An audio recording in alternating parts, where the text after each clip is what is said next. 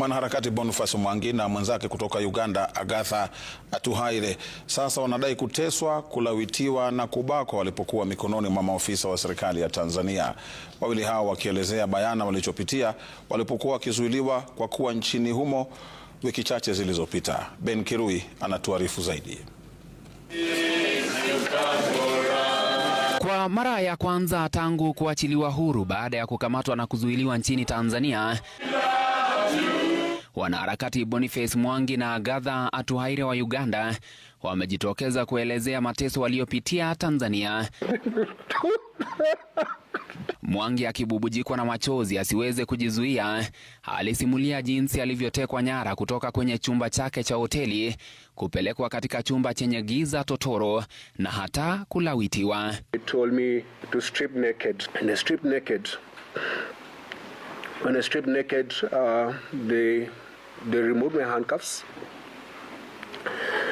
and then I was grabbed by about 4 men, and they lifted me up so fast.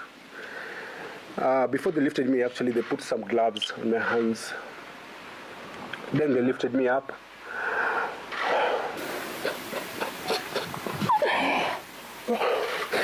Wawili hao wanadai walizuiliwa katika vyumba vya karibu ambapo walikuwa wakisikia kilio na maumivu ya kila mmoja wakati wa mateso hayo. So we spent the night on that floor. I could barely walk. I was bleeding. And then I could hear Agatha screaming. And one of the men was there saying, "Why don't you give me permission to rape her? Because this one is like bit good.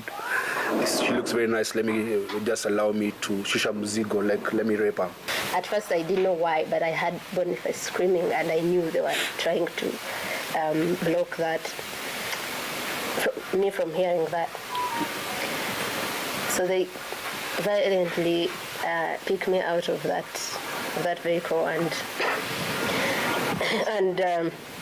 they also ordered me to strip naked.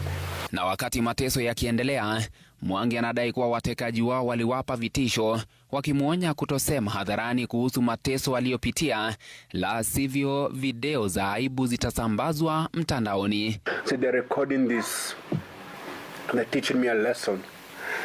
So I'm stuck naked. They tell me around, say your name, your wife's name, your kid's name, where do you live, where do they go to school.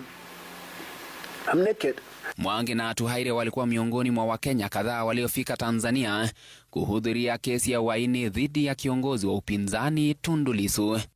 Immediate international sanctions against President Samia Suluhu Hassan, Yoweri Kaguta Museveni, William Samoei Ruto, and General Muhoozi Kainerugaba for continued atrocities against the people of East Africa.